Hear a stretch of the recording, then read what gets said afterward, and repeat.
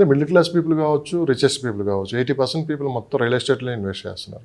98%, 98%, 2% తక్కువ. 80% మాకున్న రిపోర్ట్ ప్రకారం 98% రియల్ ఎస్టేట్ మీద ఉంది. గతంలో బంగారం మీద లేకుంటే షేర్ మార్కెట్ మీద ఏదో ఇన్వెస్ట్ చేసేవాళ్ళు, కానీ ఇప్పుడు కంప్లీట్గా రియల్ ఎస్టేట్ మీద ఇన్వెస్ట్ చేస్తున్నారు. అంటే ఈ మార్పు రావడానికి కారణం మార్పు అనేది అంటే బంగారం కొన్నా కూడా గ్యారంటీ లేదు. అంటే ఏమైనా జరుగుతుంది, రేట్లు పెరుగుతున్నాయి కదా ఇప్పుడు. పెరుగుతుంది, అది ఒక స్థాయికి పోయి కాగుతుంది. కానీ భూమి అయితే ఏ స్థాయికి పోయి కాగదు కదా. ప్రతి ఒక్కరికి ప్రాపర్టీ వాల్యూ ఒకటి ఆఫ్టర్ 20 years చూడండి, 100 గజాలు ఉన్నాడు కరోడ్పతి కన్నా ఎక్కువ వాల్యూ ఉంటుంది. ఎవరి దగ్గర ఎక్కువ ల్యాండ్ ఉందో వాళ్ళ దగ్గర ఎన్ని ఉన్నా తక్కువనే. ఇప్పుడు నా దగ్గర 100 ఎకరాలు ఉందనుకోండి, మీరు పొలిటికల్ లీడర్ అయినా నా ముందు తక్కువనే కదా. నేను ల్యాండ్ లార్డ్ని, నేను అమ్ముకోలేను అనుకో, మీరు ఎంత ఇచ్చినా నన్ను కొనలేరు కదా. మీ దగ్గర పలుకుబడి ఉండొచ్చు, ప్రాపర్టీ ఉండొచ్చు, ఏదైనా ఉండొచ్చు, బట్ నా ల్యాండ్ ప్రాపర్టీ ముందు మీ ప్రాపర్టీ సరిపోదు. నాకు 100 ఎకరాలు ఉంది. ఇప్పుడు చూడండి, ఆల్మోస్ట్ హైదరాబాద్ చుట్టుముట్టులో 50 ఎకరాల కన్నా అబ్బో ఉన్న ఓనర్స్ ఎవరు లేరు. అన్న చిన్నకారు రైతులే ఉన్నారు, 3 ఎకరాలు 5 ఎకరాలు అలాంటి పూల్ చేసి డెవలప్మెంట్ జరుగుతుంది ప్రజెంట్. ఈ డెవలపర్స్ కూడా ఏంటంటే 3 ఎకరాలు 4 ఎకరాల్లోనే కడుతున్నారు. 100 ఎకరాలు ఎందుకు వెంచర్ లేకపోతున్నారు? వేస్తే సిటీకి 60 కిలోమీటర్ 70 కిలోమీటర్ దాటేస్తున్నారు. అట్లా 100 మంది ల్యాండ్ ఒక దగ్గర తీసుకొచ్చి, అంటే చిన్న కారు వాళ్ళ దగ్గర లేదు. ఒక ఇన్వెస్టరు సార్ ఒక వెంచర్లో ఒక ల్యాండ్ తీసుకోవాలంటే, ఒక ప్లాట్ తీసుకోవాలంటే అసలు ఎన్ని విధంగా ఎంక్వైరీ చేయాలండి? మొత్తం అసలు ఆ ల్యాండ్కి సంబంధించి కావచ్చు, సో ఇటు 7 తరాలు అటు 7 తరాలు అంటారు కదా సార్.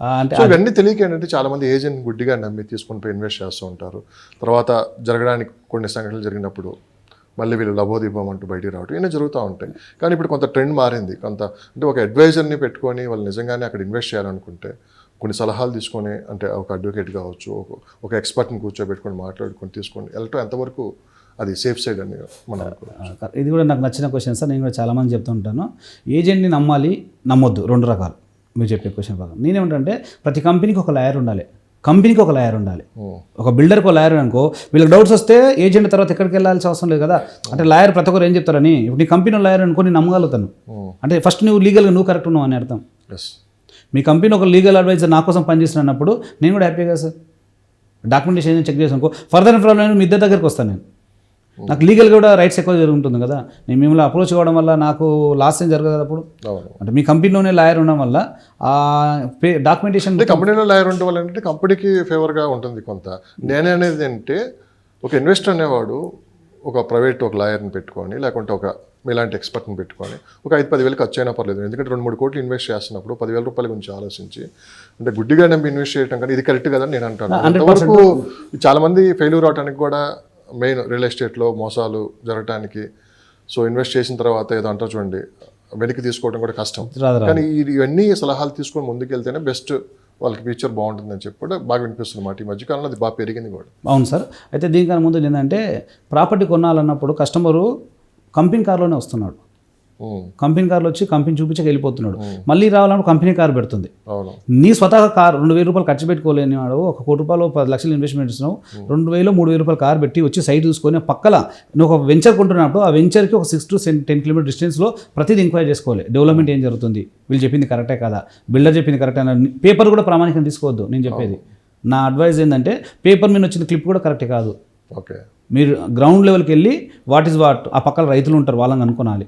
సరే ఈ ల్యాండ్ ఇంతకుముందు ఏంటి, ఇప్పుడు ఏంటి పరిస్థితి, సరే ఎందుకు ఇంతకుముందు కొన్న వాళ్ళకి ఏమైనా ఇబ్బందులు జరిగినాయా, ఇప్పుడు నేను కొనాలనుకుంటున్నా. ఇప్పుడు పక్కవాడైతే ఒక 90% తప్పు చెప్పిన 10% కరెక్ట్ చెప్తాడు కదా. వాడు కూడా ఒకవేళ పడకుంటే, ఈ ఓనర్స్కి ఈ ల్యాండ్ లార్డ్స్కి పడకపోతే తను కూడా అబద్ధం చెప్పే ఛాన్స్ ఉంది. కానీ మీరు చెప్పినట్లు ఏజెంట్లని నమ్మి తీసుకోవాల్సింది ఇక్కడ. అంటే ఏజెంట్ కంపెనీకి ప్రమాణం కాదు కదా. అంటే తను 2-3 రకాల కంపెనీలు చేస్తుంటాడు. అసలు ఏజెంట్ పాత్ర ఎలా ఉంటుంది? ఏజెంట్ పాత్ర 98% సక్సెస్ ఫార్ములకు ఏజెంట్ ఇంపార్టెంట్. ఏజెంట్ లేకపోతే నీకు ఏం తెలుస్తుంది, ఏ సబ్జెక్ట్ చెప్తాడు. ఏజెంట్కి వచ్చే పర్సెంటేజ్ 1% సార్. 98% నీది, అందులో 2% మా ఏజెంట్ కమిషన్. ఆ 2% కోసం ఎంత వర్క్ చేస్తున్నాం. ఏజెంట్ అనే వాళ్ళు అమ్మటి వరకు అయినా తర్వాత రెస్పాన్సిబిలిటీ ఉంది. అలాంటి వాళ్ళని వీళ్ళు చూస్ చేసుకోవట్లేదు మార్కెట్లో. అందుకే కస్టమర్ చూస్ చేసుకోవట్లేదు. కస్టమర్ ఏంటంటే డిస్కౌంట్ ఒక్కటే చూస్తున్నారు. నాకు చెప్పే ఏజెంట్ అడ్వైజరు ఎంత 100% గ్యారంటీ అసూరెన్స్ ఇస్తున్నానని చూడట్లేదు. అంటే వాళ్ళు చెప్పే ఇన్ఫర్మేషన్ కరెక్టా కాదా అని కూడా అబ్జర్వ్ చేయట్లేదు. వాళ్ళు ఏంది చెప్పింది ఆ బ్రోచర్ మీద ఉంది కానీ మార్కెట్లోకి వెళ్ళి ఏం జరుగుతుంది నేను లేనప్పుడు నేను వచ్చి చూడాలి కదా. సైటు 90 degreesలో ఏమేమి జరుగుతుంది వెంచర్లో, ఆ వెంచర్ డెవలప్మెంట్ ఏంటిది, వెంచర్ అయిపోయాక అసలు సెక్యూరిటీ గార్డు ఉన్న వెంచర్లు చాలా ఉన్నాయి.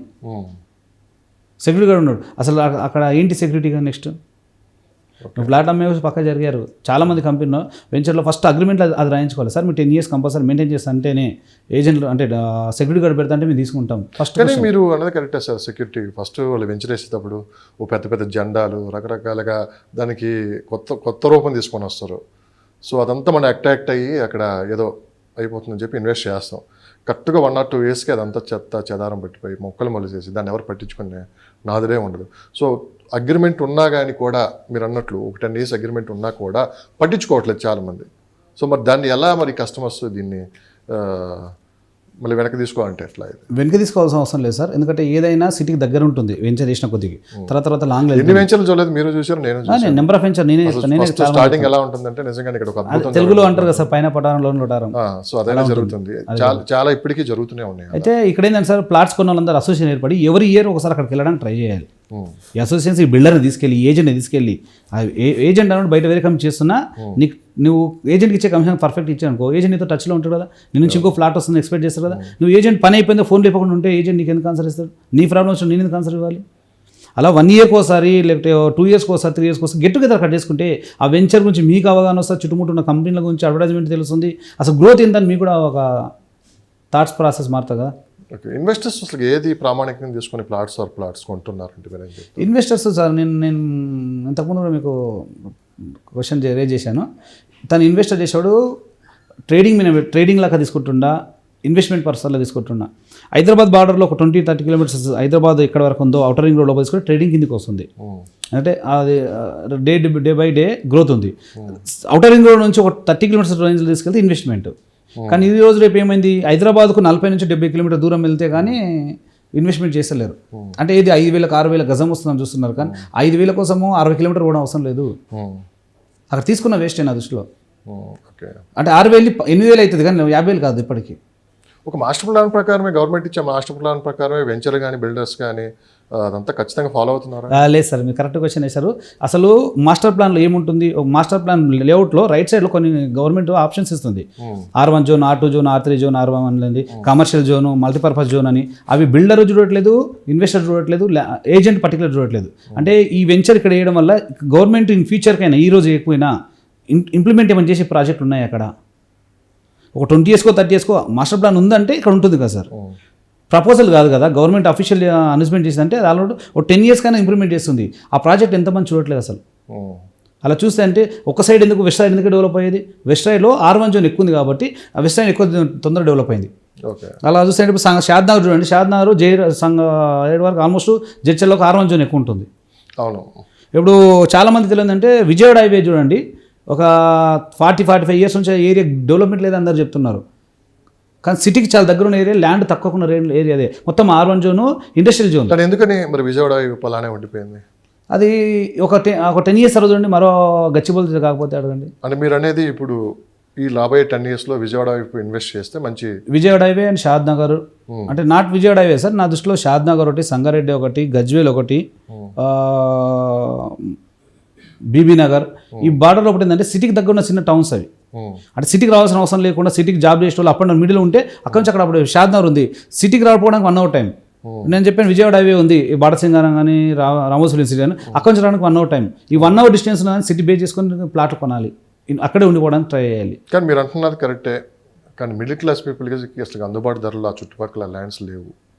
మిడిల్ క్లాస్ థింకింగ్ సరే పోస్ట్ పోన్ చేయడం వల్ల అందుబాటులో లేవు. అంటే 80% people middle class people real ఎస్టేట్లో కూడా ఇన్వెస్ట్ చేసేది, 20% రిచెస్ట్ పీపుల్ మీరు అన్నట్లు. సో మీరు చెప్పిన లొకేషన్లో ఇన్వెస్ట్మెంట్ జరుగుతూ ఉంటుంది, ఎందుకంటే ల్యాండ్ పూలింగ్ మొత్తం ఒకే చోట వాళ్ళకు 100 ఎకరాలు 10 ఎకరాలు తీసుకుని వెంచర్లు వేయడం చేస్తూ ఉంటారు. So madam middle class people పరిస్థితి ఏంటనేది ఇప్పుడు అర్థం కాని పరిస్థితి అయిపోయింది హైదరాబాద్. అయితే మిడిల్ క్లాస్లో కూడా సార్ వీళ్ళు ఏంటంటే ఒక 4-5 కలిసి ఒక 4-5 members 10 members కలిసి వాళ్ళు ఉన్న దగ్గర డబ్బులు తీసుకెళ్ళి 200 కానీ 500 గజాలు వస్తే అక్కడ ఇన్వెస్ట్మెంట్ చేయాలి. వీళ్ళు ఏంటంటే మా పక్క నుంచి చెప్తే ఏమవుతుంది అనే ఉద్దేశం కూడా చెప్పరు, డిస్కస్ చేయరు. ఇప్పుడు హై ప్రొఫైల్ ఉన్న వాళ్ళు ఏంటంటే వాళ్ళు పేపర్ ప్రకారం పర్టికులర్ చూస్తారు. మీరు అన్నట్లు ఒక లీగల్ అడ్వైజర్ని అప్రోచ్ అవుతారు, ఒక 4-5 మంది ఏజెంట్లను అప్రోచ్ అవుతారు, సార్ ఇది ఉందని ఇన్ఫర్మేషన్ తీసుకుంటారు. దానివల్ల వాళ్ళు ఏంటంటే ఇది కరెక్టా కాదా, గవర్నమెంట్ ఆఫీసర్లతో వాళ్ళకి టైప్ ఉందనుకో ఇన్ఫర్మేషన్ తీసుకొని చేస్తారు. ఈలో చిన్న మిడిల్ క్లాస్ వాళ్ళు ఏంటంటే పక్క వాళ్ళని అడిగితే నాకు డబ్బులు అని చెప్పి బయట తెలిసిపోతుందేమో అని. నీ బడ్జెట్ ఎంత తెలియనప్పుడు ఎదుటి వాళ్ళు నీకు కూడా ఆన్సర్ ఇవ్వలేరు కదా సార్. అంటే నీ ఇన్వెస్ట్మెంట్ 10 లక్షలు ఉందనుకో, 10 లక్షలకు ఏ ఏరియాలో వస్తే ఫస్ట్ చూడడానికి ఇష్టపడినప్పుడు ఫోన్ చేస్తే లేపరు. కస్టమర్స్ కూడా ఫోన్ చేస్తే లేపరు. తను ఎలా గైడెన్స్ చేయగలుగుతాడు నీకు? సార్ ఇక్కడ నచ్చలేదు కదా, ఇంకో దగ్గర చూపిస్తాను. ఆప్షన్ ఇవ్వాలి కదా. ఆప్షన్ లేనప్పుడు లైఫ్ ముందుకు వెళ్ళదు. అవును. ఈ మిడిల్ క్లాస్ అందరూ ఆప్షన్ తీసుకోరు, అసలు వదిలేస్తారు ఆప్షన్స్. వినడానికి ఇష్టపడరు. చెప్పింది మాకు తెలుసులే అనుకుంటారు అందరూ.